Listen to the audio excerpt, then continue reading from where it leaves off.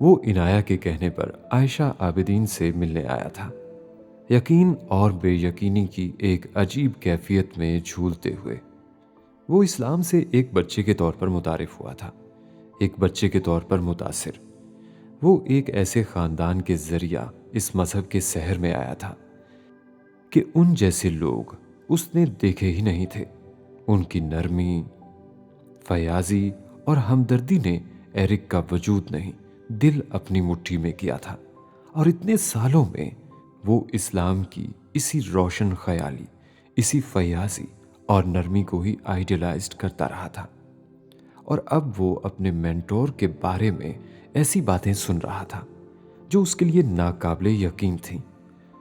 وہ اس نے عنایہ کی زبان سے نہ سنی ہوتی تو وہ انہیں جھوٹ کے پلندے کے علاوہ اور کچھ بھی نہ سمجھتا۔ ڈاکٹر احسن سعد وہ نہیں ہو سکتے تھے، اور وہ نہیں کر سکتے تھے جس کا الزام عنایہ ان پر لگا رہی تھی۔ عنایہ نے امریکہ پہنچنے کے فوراً بعد اسے کال کر کے بلایا تھا اور پھر احسن سعد کے معاملے کو اس سے ڈسکس کیا تھا۔ جبریل پر ڈاکٹر احسن کے الزامات کو بھی اور عائشہ عابدین کے ساتھ ہونے والے معاملات کو بھی وہ یقین کرنے کو تیار نہیں تھا کہ احسن سعد اتنا بے حس اور جھوٹا ہو سکتا ہے، اور جس پر وہ الزامات لگ رہے تھے اس کے بارے میں بھی عبداللہ قسم کھا سکتا تھا کہ وہ یہ نہیں کر سکتا۔ دونوں کے درمیان بحث ہوئی، پھر تکرار، اور پھر ان کی زندگی کا پہلا جھگڑا۔ دو بے حد ٹھنڈے اور دھیمے مزاج کے لوگوں میں۔ میں یقین نہیں کر سکتا، میں یقین نہیں کر سکتا۔ ڈاکٹر احسن سعد عملی مسلمان ہے، نماز کی امامت کرواتے ہیں، وہ اپنی بیوی کے ساتھ یہ سلوک کریں گے، یہ سب، اور بغیر وجہ کے؟ میں مان ہی نہیں سکتا، میں مان ہی نہیں سکتا۔ وہ اس کے علاوہ کچھ کہتا بھی تو کیا کہتا؟ تو جاؤ، تو پھر عائشہ سے مل لو اور خود پوچھ لو کہ کیا ہوا تھا اس کے ساتھ۔ لیکن میرا بھائی جھوٹ نہیں بول سکتا، عنایہ نے بھی جواباً بے حد خفگی سے کہا تھا۔ ملاقات کا اختتام بے حد تلخ موڑ پر ہوا تھا، اور اس وقت پہلی بار عنایہ کو احساس ہوا کہ جبریل کے خدشات بے جا نہیں تھے۔ عبداللہ اگر اس حد تک احسن سعد سے متاثر تھا تو ان دونوں کے تعلق میں یہ اثر بہت جلد رنگ دکھانے لگتا۔ وہ عبداللہ سے مل کر آئی تو اس کا ذہن بری طرح انتشار کا شکار تھا۔ وہ مصیبت جو کسی اور کے گھر میں تھی ان کی زندگی میں ایسے آئی تھی کہ انہیں اندازہ بھی نہیں ہوا تھا۔ عبداللہ نے اس سے ملنے کے بعد اسے کال کی تھی، اس نے جبریل کو کال کی تھی، ایک بے حد شکایتی کال، یہ پوچھنے کے لیے کہ وہ احسن سعد کے حوالے سے یہ سب کیوں کہہ رہا تھا۔ کیا وہ نہیں جانتا تھا احسن کتنا اچھا انسان اور مسلمان تھا؟ وہ بہت دیر جبریل کی بات سنے بغیر بے حد جذباتی انداز میں بولتا ہی چلا گیا تھا۔ جبریل سنتا رہا تھا۔ وہ اس کی زندگی کے مشکل ترین لمحات میں سے ایک تھا۔ ایک نو مسلم کو یہ بتانا کہ اس کے سامنے جو بھی سب سے زیادہ عملی مسلمان تھا وہ اچھا انسان ثابت نہیں ہوا تھا۔ وہ عبداللہ کا دل مسلمانوں سے نہیں پھیرنا چاہتا تھا، خاص طور پر ان مسلمانوں سے جو تبلیغ کا کام کر رہے تھے۔ وہ ایک حافظ قرآن ہو کر ایک دوسرے حافظ قرآن کے بارے میں ایک نو مسلم کو یہ نہیں کہنا چاہتا تھا کہ وہ جھوٹا تھا، ظالم تھا، بہتان لگانے والا ایک لالچی انسان تھا۔ اس کے باوجود کہ وہ صوم و صلات کا پابند ایک مسلمان تھا، جبریل سکندر کا مخمصہ ایک بڑا مخمصہ تھا، مگر اس کی خاموشی اس سے زیادہ خرابی کا باعث بنتی تو وہ خاموش نہیں رہ پایا تھا۔ احسن سعد کے بارے میں جو میں نہیں جانتا ہوں اور جو میں کہوں گا تم پھر اس سے ہرٹ ہوگے، اس لیے سب سے بہترین حل یہ ہے کہ تم اس عورت سے جا کر ملو اور وہ سارے ڈاکومنٹس دیکھو جو اس کے پاس ہے۔ اس نے عبداللہ کی باتوں کے جواب میں اسے کہا، اور اب عبداللہ یہاں تھا، عائشہ عابدین کے سامنے، اس کے گھر پر۔ وہ جبریل کے حوالے سے آیا تھا۔ عائشہ عابدین اس سے ملنے سے انکار نہیں کر سکی۔ وہ اس رات آن کال تھی اور اب گھر سے نکلنے کی تیاری کر رہی تھی جب عبداللہ وہاں پہنچا تھا، اور وہاں اب اس کے سامنے بیٹھا اسے بتا رہا تھا کہ اس کی منگیتر نے احسن سعد کے حوالے سے کچھ شبہات کا اظہار کیا تھا، خاص طور پر عائشہ عابدین کے حوالے سے، اور وہ ان الزامات کی تصدیق یا تردید کے لیے وہاں آیا تھا۔ لیکن یہ کہنے سے پہلے اس نے عائشہ کو بتایا تھا کہ وہ احسن سعد کو کیا درجہ دیتا تھا، اور اس کی زندگی کے پچھلے کچھ سالوں میں وہ اس کے لیے رول ماڈل رہے تھے۔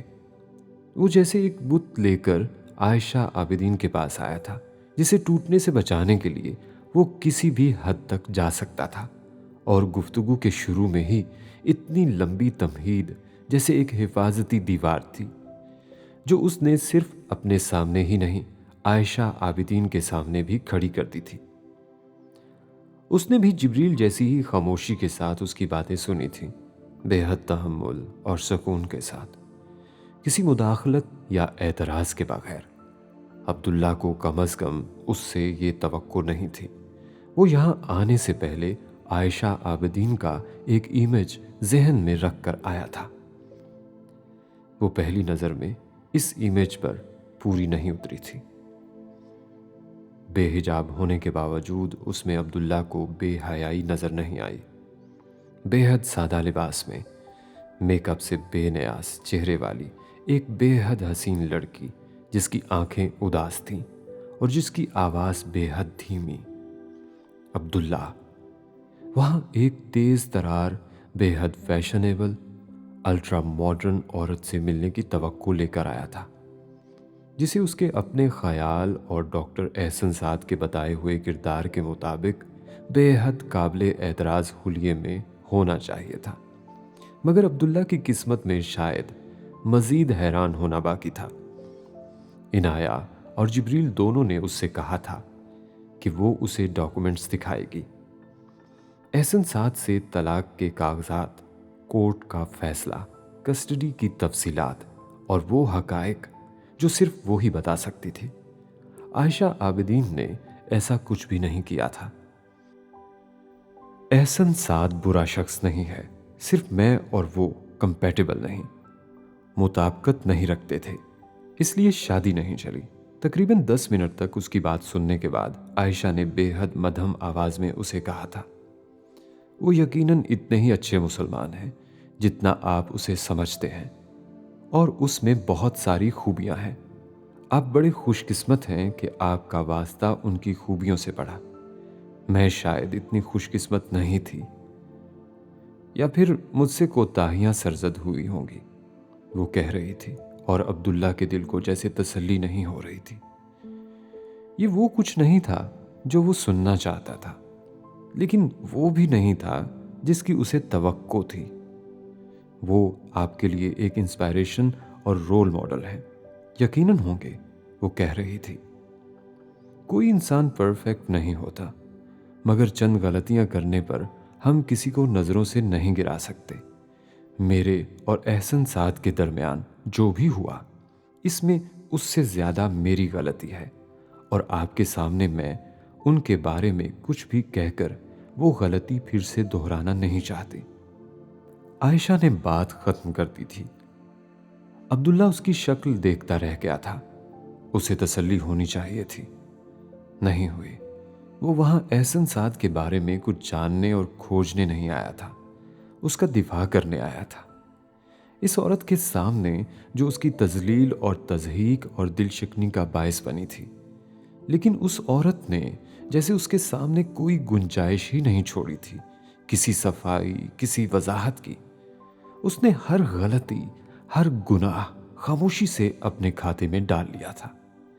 اس کے لاؤنج میں بیٹھے عبداللہ نے دیواروں پر لگی اس کے بیٹے کی تصویریں دیکھی تھیں، اس کے کھلونوں کی ایک چھوٹا سا صاف ستھرا گھر، ویسی جگہ نہیں جیسا وہ اسے تصور کر کے آیا تھا، کیونکہ احسن سعد نے اسے اس عورت کے پھوہڑ پن کے بھی بہت قصے سنا رکھے تھے، جو احسن سعد کے گھر کو چلانے میں ناکام تھی، جس کا واحد کام اور مصروفیت ٹی وی دیکھتے رہنا या आवारा फिरना था, और जो घर का कोई काम करने के लिए कहने पर भी बरहम हो जाती थी। अब्दुल्ला के दिमाग में गिरहें बढ़ती ही चली जा रही थी। वो उस लड़की से नफरत नहीं कर सका, उसे नापसंद नहीं कर सका। जिब्रील से आपका क्या ताल्लुक है? वो बिलाखिर एक आखिरी सवाल पर आ गया था, जहां से ये सारा मसला शुरू हुआ था। मैं उससे प्यार करती हूँ। वो उसके सवाल पर बहुत देर खामोश रही। फिर उसने अब्दुल्ला से कहा, सर उठाकर नजरें चुराए बगैर, I met your ex wife. मैं आपकी साबका बीवी से मिला था। वो जुमला नहीं था, जैसे एक बम था जो उसने एहसन साद पर फोड़ा था। अब्दुल्ला पिछली रात वापस पहुंचा था और अगले दिन अस्पताल में उसकी मुलाकात एहसन से हुई थी। उसी तरह हशाश बशाश, बाइखलाक, पुरजोश अब्दुल्ला के कानों में इनाया और जिब्रील की आवाज़ें और इंकशाफात गूंजने लगे थे। उसने एहसन से मुलाकात का वक्त मांगा था, जो बड़ी खुश दिली से दिया गया था। दोनों एक ही अपार्टमेंट की बिल्डिंग में रहते थे। एहसन के वालिदैन उसके साथ रहते थे, इसलिए वो मुलाकात अपने घर पर करना चाहता था। मगर एहसन उस शाम कुछ मसरूफ था, तो अब्दुल्ला को उसी के अपार्टमेंट पर जाना पड़ा। वहाँ उसकी मुलाकात एहसन के वालिदैन से हुई थी, हमेशा की तरह एक रस्मी हेलो हाय। एहसन लाउंज में बैठे ही उससे बात करना चाहता था, मगर अब्दुल्ला ने उससे अलहदगी में मिलना चाहा था, और तब वो उसे अपने बेडरूम में ले आया था। मगर वो कुछ उलझा हुआ था। अब्दुल्ला का रवैया कुछ अजीब था, मगर एहसन साद की छठी हिस्स उसे इससे भी बुरे इशारे दे रही थी, और वो बिल्कुल ठीक थे। अब्दुल्ला ने कमरे के अंदर आते ही गुफ्तगू का आगाज इस जुमले से किया था, और एहसन साद का लहजा, अंदाज और तासुरात पलक झपकते में बदले थे। अब्दुल्ला ने जिंदगी में पहली बार उसकी ये आवाज सुनी थी। वो लहजा बेहद खुश्क और सर्द था। करख्त बेहतर लफ्ज था उसे बयान करने के लिए, और उसके माथे पर बल आए थे, आंखों में खा जाने वाली नफरत। भिजे हुए होंठों के साथ उसने अब्दुल्ला से कहा, क्यों? अब्दुल्ला ने बेहद मुख्तसर अल्फाज में उसे बताया कि इनाया ने उससे कहा था कि जिब्रील उसकी शादी अब्दुल्ला से नहीं करना चाहता, और उसके इनकार की वजह एहसन साद से उसका करीबी ताल्लुक है। उसने एहसन साद को बताया कि इनाया और जिब्रील दोनों ने उस पर संगीन इल्जामात लगाए थे, और उसे आयशा आबदीन से मिलने के लिए कहा, जो उसके लिए ज़रूरी हो गया था। तो तुमने उन पर एतबार किया, अपने उस्ताद पर नहीं, और तुम मुझसे बात या मशवरा किए बगैर उस कुतिया से मिलने चले गए, और तुम दावा करते हो कि तुमने मुझसे सब कुछ सीख लिया। एहसन ने उसकी गुफ्तगू के दरमियान ही उसकी बात बेहद खुशमगीन लहजे में काटी थी। अब्दुल्ला वैसे भी बात करने के काबिल नहीं रहा था। उसने एहसन साद की जुबान से अभी अभी एक गाली सुनी थी, आयशा आबदीन के लिए। वो गाली उसके लिए शॉकिंग नहीं थी, एहसन साद की जुबान से उसका निकलना शॉकिंग था। मगर वो शाम अब्दुल्ला के लिए वो आखिरी शौक लाने वाली नहीं थी। वो जिस बुत की परस्तिश कर रहा था, वो वहां उस बुत को औंधे मुंह गिरते देखने आया था।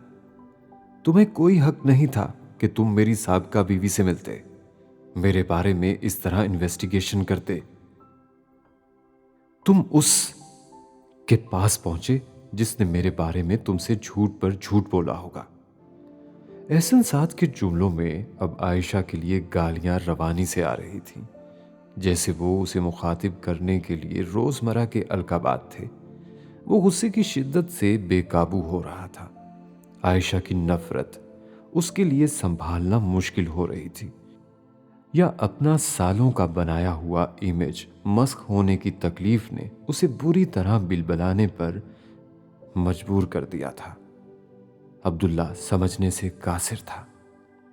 वो दिखाने बैठ गई होगी तुम्हें कोर्ट के कागजात कि ये देखो, कोर्ट मेरे शौहर को झूठा कह रही है, कोर्ट ने मुझ पर मारपीट के इल्जामात को माना है, कोर्ट ने एहसन साद को दूसरी शादी करने के लिए उसे धोखेबाज कहा है और इसलिए उस औरत के तलाक के मुतालबे को जायज करार देते हुए उसे तलाक दिलवा दी और बच्चे की कस्टडी भी। वो बोलता ही जा रहा था और अब्दुल्ला साकित सिर्फ उसे सुन रहा था। वो सारे इंकशाफात जिनको सुनने के लिए जिब्रील ने उसे आयशा के पास भेजा था, वो इल्जामात वो खुद एहसन से सुन रहा था। मैं इस मुल्क के कोर्ट्स को 2 टके का नहीं समझता। ये काफिरों की अदालतें हैं। इस्लाम को क्या समझती होंगी? वो ये फैसले देती हैं जो शरीयत के खिलाफ हैं। मेरा मजहब हक देता है मुझे दूसरी शादी का किसी भी वजह के बगैर, तो कोर्ट कौन होती है मुझे इस अमल पर धोखेबाज कहने वाली? मुझे हक है कि मैं एक नाफरमान बीवी को मारपीट से राह रास्त पर लाऊं। कोर्ट किस हक के तहत मुझे इससे रोक सकती है? मैं मर्द हूं। मुझे मेरे दीन ने औरत पर बर्तरी दी है। कोर्ट कैसे मुझे मजबूर कर सकती है कि मैं अपनी बीवी को बराबरी दूं? इन्हीं चीजों की वजह से तो तुम्हारा मुआशरा तबाह होगा। बेहयाई, उरियानी, मुंहजोरी, मर्द की नाफरमानी, यही चीजें तो ले डूबी हैं तुम्हारी औरतों को, और तुम्हारी कोर्ट्स कहती हैं हम भी बेगैरत हो जाएं और उन औरतों को बसाएं और उनके पीछे कुत्ते की तरह दुम हिलाते फिरें। वो शख्स कौन था? अब्दुल्ला पहचान ही नहीं पा रहा था। इतना जहर, ऐसा तासुब, ऐसे अल्फाज और ये सोच। उसने डॉक्टर एहसन साद के अंदर छुपा ये इंसान तो कभी नहीं देखा था, जो अमेरिका को हमेशा अपना मुल्क करार देते हुए अपने आप को फखरिया अमेरिकन कहता था, और आज वो उसे तुम्हारा मुल्क, तुम्हारा मुआशरा, तुम्हारे कोर्ट्स कह कह कर बात कर रहा था। उम्मत और अखुवत के जो वो अल्फाज उसका कलमा थे, वो दोनों यकदम कहीं गायब हो गए थे। अब तलाक मुंह पर मारकर मैंने उस हराफा को छोड़ा हुआ है, तो ख्वार होती फिर रही है। किसी की कीप और गर्लफ्रेंड ही रहेगी वो सारी उम्र, कभी बीवी नहीं बनेगी। उसे यही आजादी चाहिए। तुम्हारी सब औरतों को यही सब चाहिए। घर, खानदान, 4 दीवारी किस चिड़िया के नाम हैं? उन्हें क्या पता इस्मत जैसा लफ्ज उनकी डिक्शनरी में ही नहीं, और फिर इल्जाम लगाती हैं शोहरों के तशद्दुद के, घटिया औरतें। उसके जुमलों में अब बेरब्तगी थी, यूं जैसे वो खुद भी अपनी बातें जोड़ ना पा रहा हो, मगर वो खामोश होने पर तैयार नहीं था। उसका इल्म बोल रहा होता तो अगले कई घंटे भी अब्दुल्ला इस तरह उसे सुन सकता था, जैसे वो हमेशा सहरज़दा मामूल की तरह सुनता रहता था। मगर ये उसकी जहालत थी जो गुफ्तगू कर रही थी और करते ही रहना चाहती थी। अब्दुल्ला उसकी बात काट कर कुछ कहना चाहता था, मगर इससे पहले एहसन साद के माँ बाप अंदर आ गए थे। वो यकीनन एहसन की इस तरह बुलंद आवाज में बातें सुनकर अंदर आए थे। अब्बू, मैंने आपसे कहा था ना कि आपके दोस्त का बेटा मेरा दुश्मन है, मुझे नुकसान पहुंचाएगा। अब देख लें वो ही हो रहा है। वो मुझे जगह जगह बदनाम करता फिर रहा है। एहसन ने अपने बाप को देखते ही कहा था। कौन? साद ने कुछ हक्का बक्का अंदाज में कहा। जिब्रील, एहसन ने जवाबन कहा और अब्दुल्ला की तरफ इशारा करते हुए कहा, इसे आयशा से मिलवाया है उसने, और उस औरत ने इससे मेरे बारे में झूठी सच्ची बातें कही हैं, जहर उगला है मेरे बारे में। वो एक छोटे बच्चे की तरह शिकायत कर रहा था। आयशा ने मुझसे आपके बारे में कुछ नहीं कहा, जो भी बताया है आपने खुद बताया है। अब्दुल्ला ने साद के कुछ कहने से पहले कहा था, उन्होंने मुझे सिर्फ ये कहा है कि आपके और उनके दरमियान कंपैटिबिलिटी, मुताबिकत नहीं थी, मगर कोई कोर्ट पेपर्स और कोर्ट में आप पर साबित होने वाले किसी इल्जाम की उन्होंने बात की, ना ही मुझे कोई पेपर दिखाया। जो भी सुन रहा हूं वो मैं आप ही से सुन रहा हूं। عبداللہ کا خیال تھا احسن سعد حیران رہ جائے گا اور پھر شرمندہ ہوگا، مگر ایسا نہیں ہوا تھا۔ تم مجھے بیوقوف بنانے کی کوشش مت کرو، احسن سعد نے اسے درمیان میں ہی ٹوک دیا تھا۔ عبداللہ اٹھ کر کھڑا ہو گیا۔ اس گھر میں یکدم ہی اس کا دم گھٹنے لگا تھا۔ اب صرف احسن سعد نہیں بول رہا تھا، اس کا باپ اور ماں بھی شامل ہو گئے تھے۔ وہ تینوں بیک وقت بول رہے تھے اور عائشہ عابدین کو لعنت ملامت کر رہے تھے، اور جبریل کو بھی۔ سالار سکندر کے ماضی کے حوالے سے سعد کو یکدم بہت ساری باتیں یاد آنے لگی تھیں، اور امامہ کے بارے میں، جس کا پہلا مذہب کچھ اور تھا۔ عبداللہ کو یکدم کھڑے کھڑے محسوس ہونے لگا تھا جیسے وہ ایک پاگل خانے میں کھڑا ہے۔ وہ اس کے کھڑے ہونے پر بھی اسے جانے نہیں دے رہے تھے، بلکہ چاہتے تھے وہ ان کی ہر بات سن کر جائے۔ ایک ایک بہتان، ایک ایک راز جو صرف ان کے سینوں میں دبا ہوا تھا اور جسے وہ آج آشکار کر دینا چاہتے تھے۔ اسلام کا وہ چہرہ عبداللہ نے کبھی نہیں دیکھا تھا، اور نہ ہی وہ دیکھنا چاہتا تھا۔ وہ مذہب اس کے لیے ہمیشہ ہدایت اور مرہم تھا، بے ہدایتی اور زخم کبھی نہیں بنا تھا۔ وہ وہاں سے بھاگ جانا چاہتا تھا، کانوں میں پڑنے والی آوازوں کو روک دینا چاہتا تھا، احسن سے کہنا چاہتا تھا کہ وہ اس کے قرآن کا استاد رہا ہے، وہ بس وہی سب بتائے اسے، یہ سب نہ سنائے۔ برادر احسن، یو ڈساپوائنٹڈ می، آپ نے مجھے مایوس کیا ہے۔ عبداللہ نے بالآخر بہت دیر بعد آوازوں کے اس طوفان میں اپنا پہلا جملہ کہا۔ طوفان جیسے چند لمحوں کے لیے رکا۔ آپ کے پاس بہت علم ہے، قرآن پاک کا بہت زیادہ علم ہے، لیکن ناقص۔ آپ قرآن پاک کو حفظ تو کیے ہوئے ہیں، مگر نہ آپ اس کا مفہوم سمجھ پائے ہیں، نہ اللہ اور اس کے رسول کی تعلیمات، کیونکہ آپ سمجھنا نہیں چاہتے اس کتاب کو جو اپنے آپ کو سمجھنے اور سوچنے کے لیے بلاتی ہے۔ آپ سے ایک بار میں نے ایک آیت کا مطلب پوچھا تھا کہ قرآن دلوں پر مہر لگانے کی بات کرتا ہے، تو اس کا مفہوم کیا ہے؟ مجھے اس کا مفہوم اس وقت سمجھ نہیں آیا تھا، آج آ گیا ہے۔ آپ میرے استاد رہے ہیں، مگر میں دعا کرتا ہوں اللہ آپ کے دل کی مہر توڑ دے اور آپ کو ہدایت عطا فرمائے۔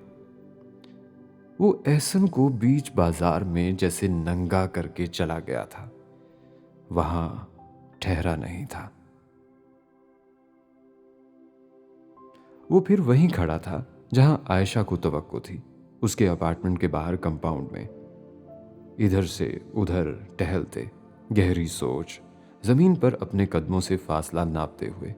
برف باری کچھ دیر پہلے ہی ہو کر رکی تھی، اور جو برف گری تھی وہ بہت ہلکی سی چادر کی طرح تھی جو دھوپ نکلنے پر پگھل جاتی، مگر آج دھوپ نہیں نکلی تھی اور اس برف پر جبریل کے قدموں کے نشان تھے، بے حد ہموار اور متوازن، جیسے بہت سوچ سمجھ کر رکھے جا رہے ہوں۔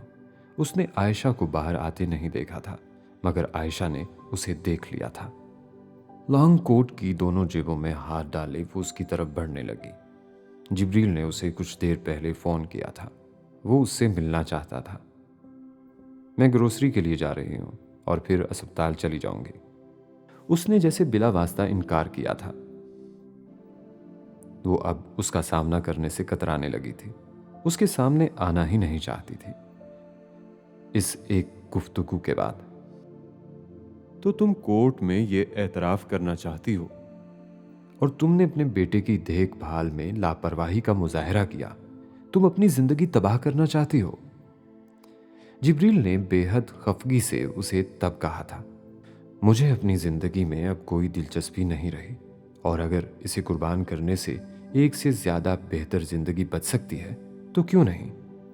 اس نے جواباً ان سب ملاقاتوں میں پہلی بار اس سے اس طرح بات کی تھی۔ تم مجھے بچانا چاہتے ہو؟ جبریل نے سیدھا اس سے پوچھا۔ اسے اتنے ڈائریکٹ سوال کی توقع نہیں تھی اس سے۔ اور ایک ایسے سوال کی جس کا جواب وہ اسے دینے کی جرت ہی نہیں کر سکتی تھی۔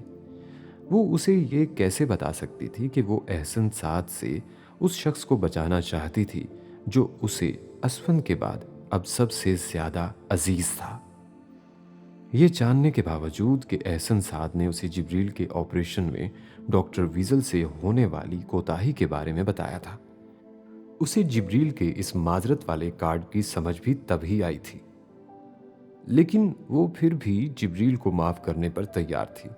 یہ ماننے پر تیار نہیں تھی کہ اس کے بیٹے کی جان لینے میں اس شخص سے ہونے والی کسی دانستہ غلطی کا ہاتھ تھا۔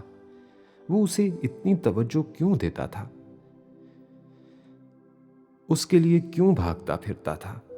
عائشہ عابدین جیسے اب ڈی کوڈ کر پائی تھی، اور وہ اسے اس احساس جرم سے آزاد کر دینا چاہتی تھی، یہ بتا کر کے اس نے جبریل کو معاف کر دیا تھا، اور وہ جبریل کو بچانے کے لیے احسن سعد کے آگے دیوار کی طرح کھڑی ہو سکتی تھی۔ وہ ایک کام جو وہ زندگی میں اپنی ذات اور اپنی اولاد کے لیے بھی نہیں کر سکی تھی۔ میں تمہیں صرف احساس جرم سے آزاد کر دینا چاہتی ہوں جو تم اسفند کی وجہ سے رکھتے ہو، اس نے اس کے سوال کا جواب دیا تھا۔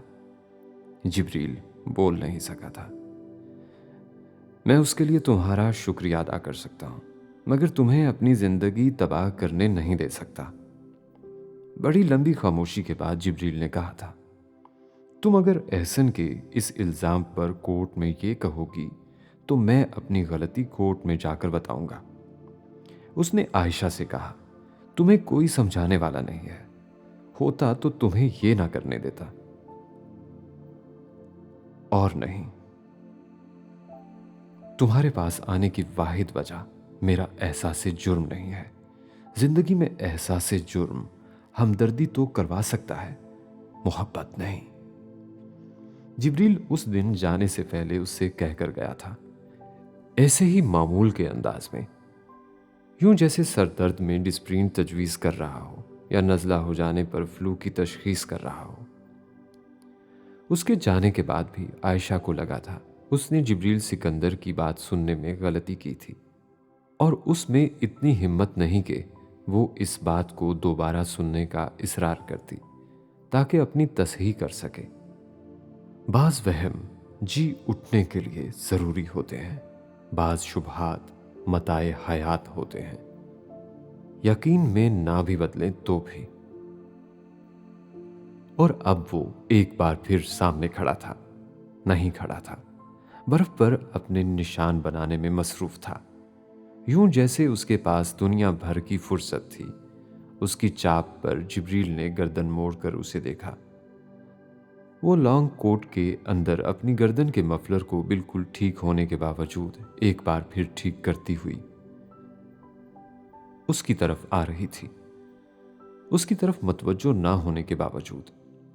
گروسری میں بہت وقت لگے گا، اس کے قریب آتے ہوئے غیر محسوس انداز میں اسے جتاتے ہوئے اس نے جبریل سے کہا تھا، ہم پھر کسی دن فرصت میں مل سکتے تھے۔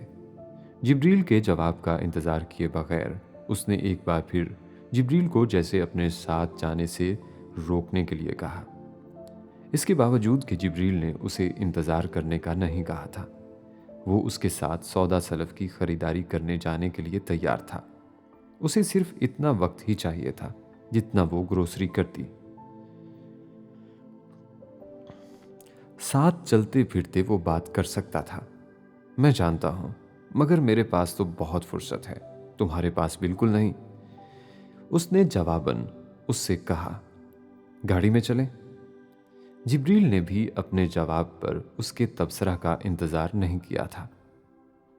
نہیں، یہاں قریب ہی ہے اسٹور، چند قدم کے فاصلے پر، گاڑی کی ضرورت نہیں ہے، مجھے بہت زیادہ چیزیں نہیں چاہیے۔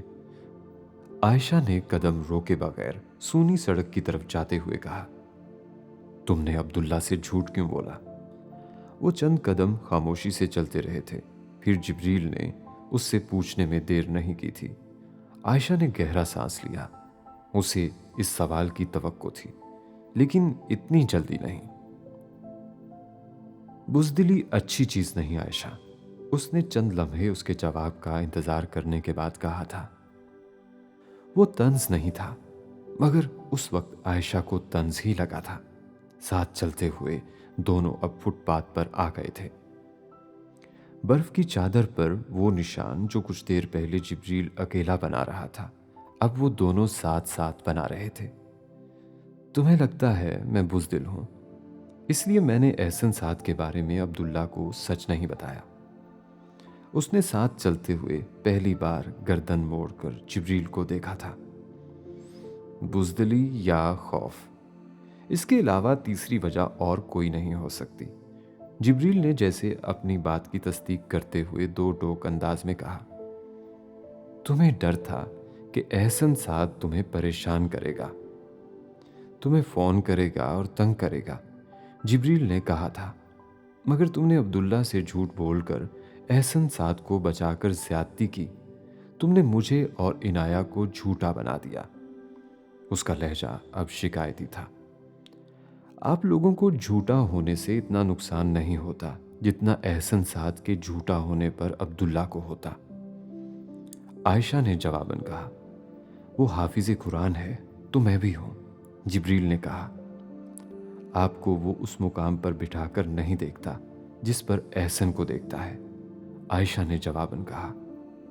وہ نو مسلم نہ ہوتا تو میں احسن کے بارے میں اب سب کچھ بتا دیتی اسے۔ وہ مجھ سے ملنے کے بعد دوبارہ احسن کی شکل بھی نہ دیکھتا شاید، مگر وہ نو مسلم ہے۔ میں اس سے کس منہ سے یہ کہتی کہ اتنے سالوں سے وہ جس شخص کو بہترین مسلمان اور انسان سمجھ رہا ہے وہ ایسا نہیں ہے۔ عبداللہ نے صرف احسن کو جھوٹا نہیں ماننا تھا، میرے دین سے اس کا دل اچاٹ ہو جانا تھا، وہ کہہ رہی تھی اس مدھم آواز میں جو اس کا خاصا تھی۔ میرے ساتھ ہوا تھا ایک بار ایسے، میں احسن سعد سے ملنے سے پہلے بہت اچھی مسلمان تھی، آنکھیں بند کر کے اسلام کی پیروی کرنے والی، جنون اور پاگل پن کی حد تک دین کے راستے پر چلنے والی، اور اللہ تعالیٰ اور اس کے رسول صلی اللہ علیہ وآلہ وسلم سے اندھی محبت اور عقیدت رکھنے والی۔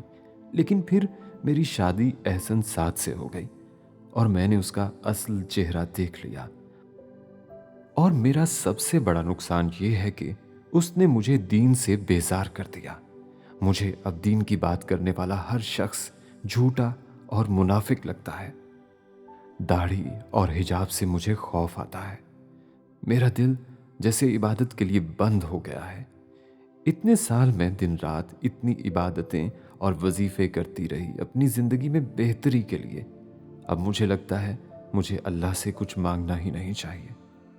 میں مسلمان ہوں، لیکن میرا دل آہستہ آہستہ منکر ہوتا جا رہا ہے اور مجھے اس احساس سے خوف آتا ہے، لیکن میں کچھ کر نہیں پا رہی ہوں۔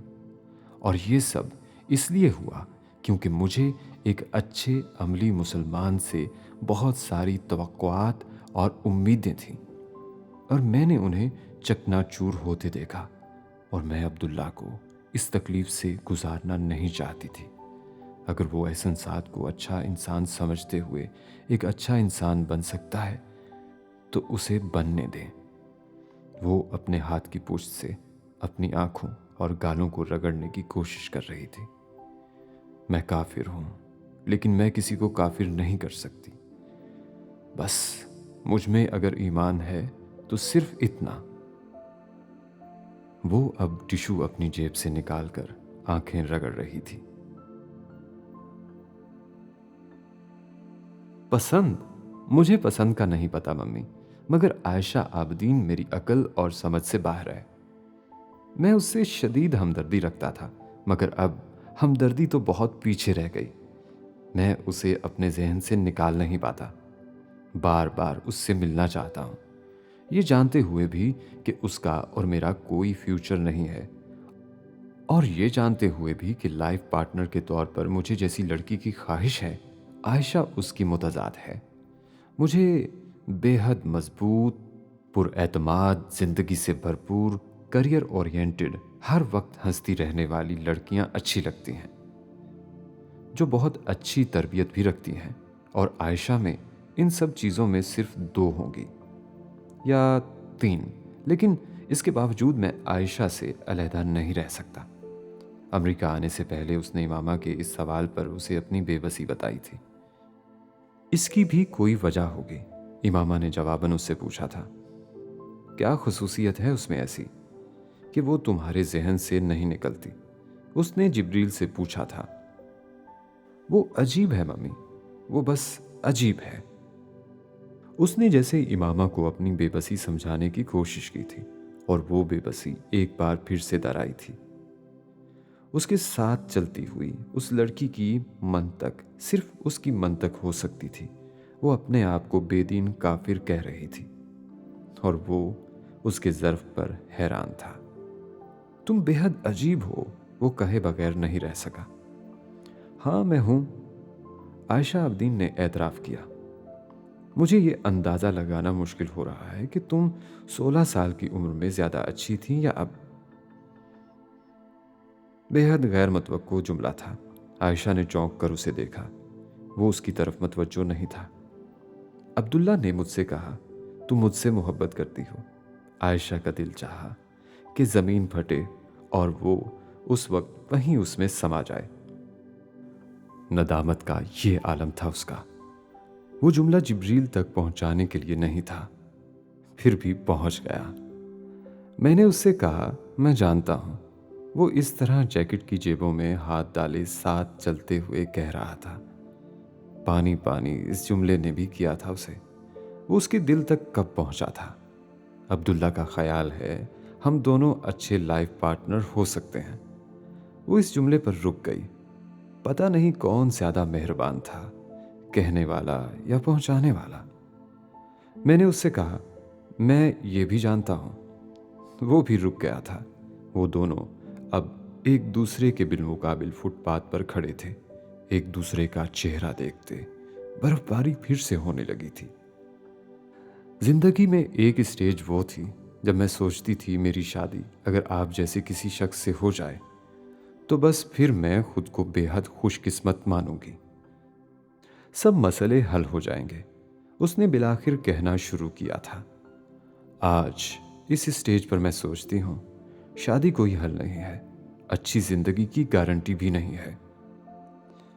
تو اب میں ایک اچھی زندگی کے لیے کسی سہارے کی تلاش میں نہیں ہوں۔ میں کریئر پر فوکس کرنا چاہتی ہوں، اپنی زندگی اپنے لیے جینا چاہتی ہوں، ورلڈ ٹور پر جانا چاہتی ہوں۔ میں تمہیں اسپانسر کر سکتا ہوں۔ وہ نم آنکھوں سے بے اختیار ہنسی۔ بے حد سنجیدگی سے کہا گیا وہ جملہ اسے ہنسانے کے لیے ہی تھا۔ آپ عجیب ہیں، میں جانتا ہوں۔ بے ساختہ کیے گئے تبصرے کا بے ساختہ جواب آیا تھا۔ عبداللہ نے بھی مجھ سے یہی کہا تھا کہ آپ دونوں ہی عجیب ہیں۔ انہیں مدر ٹریسا بننے کا شوق ہے، آپ کو اپنے مفروضوں پر دوسروں کی خوشیاں خراب کرنے کا۔ یو کمپلیمنٹ ایچ ادر، وہ کہہ رہا تھا۔ راستے سے ہٹ جائے۔ وہ ایک راہگیر تھا جو انہیں راستہ دینے کے لیے کہہ رہا تھا۔ وہ دونوں بیک وقت راستے سے ہٹے تھے۔ کبھی کسی اچھے موسم میں تم سے ایک بار پھر پوچھوں گا کہ کیا میں تمہاری ورلڈ ٹور کو اسپانسر کر سکتا ہوں؟ راہگیر کے گزر جانے کے بعد جبریل نے اس سے کہا تھا، مجھ جیسوں کو ڈھونڈنے کی بجائے تم اگر مجھ سے بات ہی کر لیتی تو 16 سال کی عمر میں بھی میں تمہیں نہیں کہتا، انتظار کرنے کو کہہ دیتا زیادہ سے زیادہ۔ اس نے جبریل کو کہتے سنا، میں نیورو سرجن ہوں، دماغ پڑھ سکتا ہوں، دل نہیں، اور میں روایتی قسم کی رومانٹک باتیں بھی نہیں کر سکتا۔ وہ کہہ رہا تھا، تم 16 سال کی عمر میں بھی مجھے اچھی لگی تھی، آج بھی لگتی ہو۔ میں نے اپنی ماں سے بھی یہ کہا۔ انہوں نے مجھ سے کہا اگر اللہ نے جبریل سکندر کے دل میں اس کی محبت اتاری ہے تو پھر وہ بہت اچھی لڑکی ہوگی جس کی کوئی خوبی اللہ کو پسند ہے۔ میں اپنی ماں کا جملہ دہرا رہا ہوں، اسے خود پسندی مت سمجھنا۔ آنسوؤں کا ایک ریلا آیا تھا عائشہ عابدین کی آنکھوں میں، और उसके पत्थर होते दिल को घुलाने लगा था। पता नहीं हम कितने मोमिन कितने काफिर हैं, लेकिन जो भी हैं अल्लाह हमारे दिलों से बेखबर नहीं है। आयशा अब्दीन ने एक बार कहीं पढ़ा था, अच्छा वक्त अच्छे वक्त पर आता है। उसकी नानी कहा करती थी। वो अजीब जुमले थे और सालों बाद अपना मफहूम समझा रहे थे। तुम मेरी मम्मी की तरह बहुत रोती हो, बात बात पर तुम्हारी और उनकी अच्छी निभेगी। जिब्रील ने गहरा सांस लेते हुए उसकी सुर्ख भीगी हुई आंखों और नाक को देखते हुए कहा, काफी पियोगी या अब भी ग्रोसरी करोगी? वो उसे अब छेड़ रहा था। ग्रोसरी ज्यादा जरूरी है, उसने अपनी नदामत छुपाते हुए आंसुओं पर काबू पाकर कहा। अगर इतनी जरूरी होती तो तुम ग्रोसरी स्टोर को पीछे न छोड़ आती। आयशा ने बेख्तियार पलट कर देखा। वो वाकई बहुत पीछे रह गया था, बहुत सारी दूसरी चीजों की तरह। आगे बहुत कुछ था। उसने जिब्रील का नम चेहरा देखा, फिर नम आंखों से मुस्कुराई। इमामा ने इस स्क्रैप बुक को पहली ही नजर में पहचान लिया था। वो उस ही की स्क्रैप बुक थी। वो स्क्रैप बुक जिसमें उसने कभी तसव्वुराती घर के लिए डिजाइनिंग की थी। मुख्तलिफ घरों की मुख्तलिफ चीज़ों की तस्वीरें खींच खींच कर एक कलेक्शन बनाई थी कि जब वो अपना घर बनाएगी तो उसका फ्लोर इस घर जैसा होगा, खिड़कियां इस घर जैसी होंगी, दरवाजे इस घर जैसे। हाथ से बनाए स्केचेस के साथ और उनमें बहुत से खूबसूरत घरों की मैगजीन से काटी गई तस्वीरें भी चस्पा थीं। वो स्क्रैप बुक चंद साल पहले उसने फेंक देने के लिए बहुत सारी रद्दी के साथ निकाली थी और हुमैन ने उसे फेंकने नहीं दी थी। उससे वो स्क्रैप बुक ले ली थी और अब इमामा ने इस स्क्रैप बुक को यहाँ देखा था, हुमैन सिकंदर के इस पेंट हाउस की एक दराज में। उसकी मरम्मत की जा चुकी थी और वो बहुत साफ सुथरी और इससे बेहतर हालत में नजर आ रही थी जिसमें इमामा ने उसे आखिरी बार हुमैन को देते हुए देखा था। तुम क्या करोगे इसका? उसने हुमैन से पूछा था। आपको ऐसा एक घर बना कर दूंगा। उसे वही जवाब मिला था जिसका उसे पहले से अंदाजा था।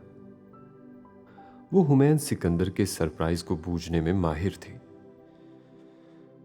मुझे अब ऐसे घर की तमन्ना नहीं है, इमामा ने उसे कहा था। एक वक्त था जब थी, पर अब नहीं। अब मुझे एक छोटा सा घर चाहिए जहां पर मैं तुम्हारे बाबा के साथ रहूं और तुम्हारे बाबा के पास वो है। इसलिए तुम इस घर को बनाने में अपनी एनर्जी और वक्त जाया मत करना। उसने हुमैन को नसीहत की। मेरी ख्वाहिश में हुमैन ने उससे कहा था, ये घर मैंने तुम्हारे बाबा से मांगा था, वो नहीं दे सके और तुमसे मैं लूंगी नहीं। मैं कभी सालार को ये एहसास नहीं होने दूंगी कि तुमने मुझे वो दिया है जो वो नहीं दे सका। हुमैन को उसकी बात समझ में आ गई थी। सोच लें, उसने इमामा को चैलेंज करने वाले अंदाज में कहा था। सोच लिया। वो चैलेंज कबूल करते हुए हंस पड़ी। आपको दुनिया में बाबा के अलावा कोई और नजर नहीं आता? हुमैन ने शिकायतन उससे कहा था। हाँ, नहीं आता, वो हंसी। ज्यादती है ये, उसने जताया। इतना तो कर सकती हूं, उसने जवाबन छेड़ा। दादा कहते थे आप दोनों पत्थर के जमाने में भी होते तो मिल जाते। वो अब उसे छेड़ रहा था।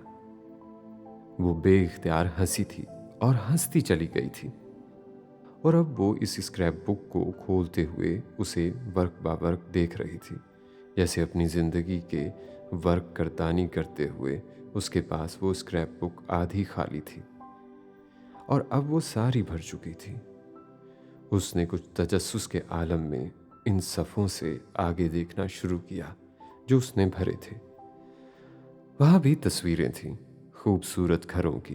वो हुमैन सिकंदर का इंतखाब था। اسی کی طرح کاٹ کاٹ کر لگائی ہوئی تصویریں، مگر فرق صرف یہ تھا کہ وہ میگزین سے کاٹی ہوئی تصویریں نہیں تھیں، وہ کھینچی ہوئی تصویریں تھیں ہمایوں سکندر کے اپنے گھروں کی۔ وہ چہرے پر مسکراہٹ لیے بڑے اشتیاق سے ان گھروں کی تصویروں کو دیکھتی جا رہی تھی۔ وہ یقیناً خوش نصیب تھا، 30 سال کی عمر تک پہنچے بغیر درجنوں گھروں کا مالک تھا۔ اس کی ساری اولادوں میں دولت کے معاملے میں سب سے زیادہ امیر اور خرچ کرنے میں سب سے زیادہ فیاض۔ اس نے اپنی زندگی کی سب سے پہلی کمپنی امامہ سے قرض لے کر شروع کی تھی۔ صرف اس لیے لے رہا ہوں آپ سے کہ بابا نے بھی SIF آپ کے قرض سے شروع کیا تھا۔ اس نے امامہ کو منطق بتائی تھی، اور اس وقت پہلی بار امامہ نے سالار سے SIF میں دی جانے والی اپنی اصل رقم واپس مانگی تھی۔ وہ ڈبو دے گا، مجھے یقین ہے، سالار نے اسے خبردار کیا تھا۔ وہ اس وقت 16 سال کا بھی نہیں تھا، اور اگر سالار یہ تبصرہ کر رہا تھا تو غلط نہیں تھا۔ جب تمہیں SIF کے لیے یہ رقم دی تھی تو پاپا نے بھی یہی کہا تھا، تم نے ڈبو دی کیا؟ اس نے سالار کو جتایا تھا۔ تم میرا ہمایوں سے موازنہ کر رہی ہو؟ سالار ناخوش ہوا تھا۔ پہلی بار نہیں کر رہی، اس نے جواباً کہا تھا۔ کتنا وقت گزر گیا تھا یا شاید بہہ گیا تھا۔ زندگی بہت آگے چلی گئی تھی، خواہشات نفس بہت پیچھے چلی گئی تھی۔ امامہ نے ہاتھ میں پکڑی اسکریپ بک اپنے سامنے سینٹر ٹیبل پر رکھتے ہوئے وہاں پڑا چائے کا مگ اٹھا لیا۔ وہ اب سر اٹھا کر آسمان کو دیکھنے لگی تھی۔ وہ چند دن پہلے پاکستان سے مستقل طور پر امریکہ شفٹ ہوئی تھی، اور ہمایوں کا گھر اس کا پہلا پڑاؤ تھا۔ سالار بھی چند دن کے لیے وہیں تھا، اور اس وقت صبح سویرے وہ اپنے لیے چائے بنا کر پینٹ ہاؤس کے اس حصے میں آ کر بیٹھی تھی جس کی چھت بھی شیشے کی تھی۔ نیلے آسمان پر تیرتے ہلکے بادلوں اور اڑتے پرندوں کو وہ اس پرسکون خاموشی میں بچوں کے سے اشتیاق سے دیکھ رہی تھی۔ تبھی اس نے اپنے عقب سے آہٹ سنی۔ وہ سالار تھا، چائے کے مگ کے ساتھ۔ دونوں ایک دوسرے کو دیکھ کر مسکرائے تھے۔ ایک طویل مدت کے بعد وہ یوں امریکہ میں اس طرح فرصت سے مل رہے تھے، سالار کی زندگی کی بھاگ دوڑ کے بغیر۔ وہ بھی اس کے قریب کاؤچ پر بیٹھ گیا تھا۔ کاؤچ پر اس کے برابر بیٹھے چائے کے مگ ہاتھ میں لیے وہ دونوں آج بھی ویسے ہی تھے۔ سالار کم کو وہ سب کچھ کہہ دینے والی، سالار سنتے رہنے والا، وہ دنیا جہاں کی باتیں دہرا دینے والی۔ مگر ان کے پاس فرصت صرف چائے کے مگ جتنی ہوتی تھی۔ چائے کا مگ بھرا ہوتا تو ان کی باتیں شروع ہوتیں، اور اس کے ختم ہونے تک باتیں اور فرصت دونوں ختم ہو جاتیں۔ چائے کا وہ مگ جیسے ان کی غربت میں گزاری ہوئی زندگی تھی، نرم گرم، رک رک کر، ٹھہر ٹھہر کر گزرتی ہوئی، لیکن جتنی بھی تھی تسکین بھری تھی۔ سالار نے سامنے پڑی اسکریپ بک کو سرسری نظر سے دیکھا، چند لمحوں کے لیے اٹھا کر الٹا پلٹا، پھر واپس رکھتے ہوئے کہا، تمہارے جیسے شوق ہیں تمہارے بیٹے کے۔ وہ مسکرا دی۔ وہ دونوں اس کے پاس پینٹ ہاؤس میں پہلی بار آئے تھے۔ اس سال ریٹائر ہونے کا سوچ رہا ہوں، اس نے جواباً کہا۔ وہ دھیرے سے ہنسا۔ نہیں، اب تم آ گئی ہو امریکہ تو اب ریٹائر ہو سکتا ہوں۔ پہلے تو تنہائی کی وجہ سے کام کرنا میری مجبوری تھی۔ وہ اسے چھیڑ رہا تھا۔ 20 سال کی ہوتی تو تمہاری اس بات پر خوش ہوتی، امامہ نے بے ساختہ کہا۔ خیر، 20 سال کی عمر میں میرے پاس اس جملے پر تو تم کبھی خوش نہیں ہوتی، اس نے ترکی بہ ترکی کہا۔ دونوں بیک وقت ہنسے۔ یہ ویسا ہی گھر ہے جیسا ایک بار تم نے خواب میں دیکھا تھا، اس جھیل کے کنارے، سالار نے ایک دم آسمان کو دیکھتے ہوئے اس سے پوچھا۔ وہ بھی سر اٹھا کر شیشے سے نظر آتے آسمان کو دیکھنے لگی۔ نہیں، ویسا گھر نہیں ہے، इमामा ने एक लम्हे के बाद कहा।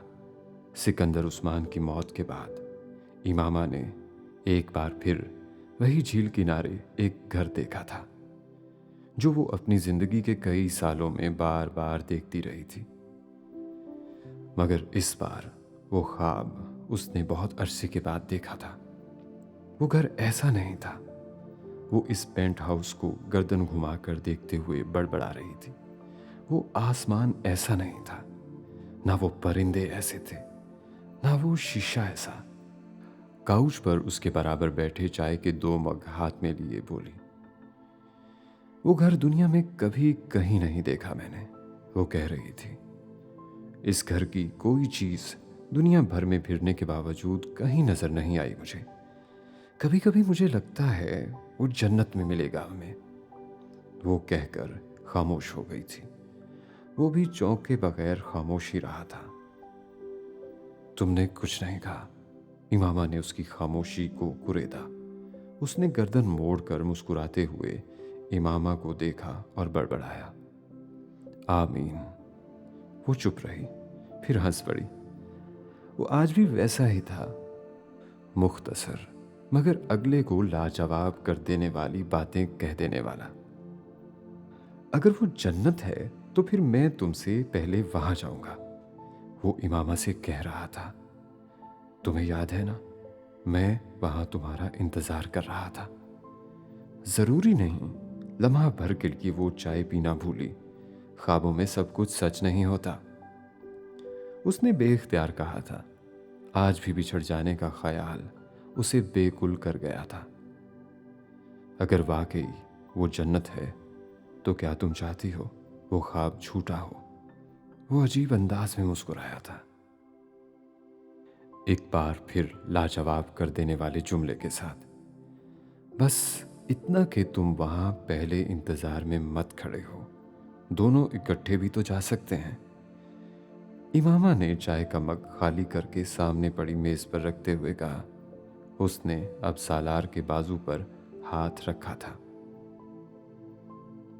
वो मुस्कुरा दिया। अब भी कहो ना, वो उससे कह रही थी। क्या? उसने पूछा। आमीन। वो हंस पड़ा। आमीन। तुमने उससे क्या कहा है कि उसने मुझसे बात करना छोड़ दी? हशाम से मुलाकात के कई दिन बाद तक भी इस मुलाकात के हवाले से कोई ताज़ा खबर ना मिलने और हशाम की तरफ से हो जाने वाली पुरइसरार खामोशी ने रईसा को फिक्रमंद किया और वो हुमैन से पूछे बगैर नहीं रह सकी। उसने तुम्हारा पीछा क्यों छोड़ दिया? ये तो अच्छा है। तुम यही तो चाहती थी ना? उसने संजीदगी से कहा था। रईसा को जवाब नहीं सूझा। वो उसकी यूनिवर्सिटी आया हुआ था। ठीक है, मगर तुमने उससे क्या कहा? रईसा ने कुछ बुझे हुए अंदाज में हुमैन से कहा था।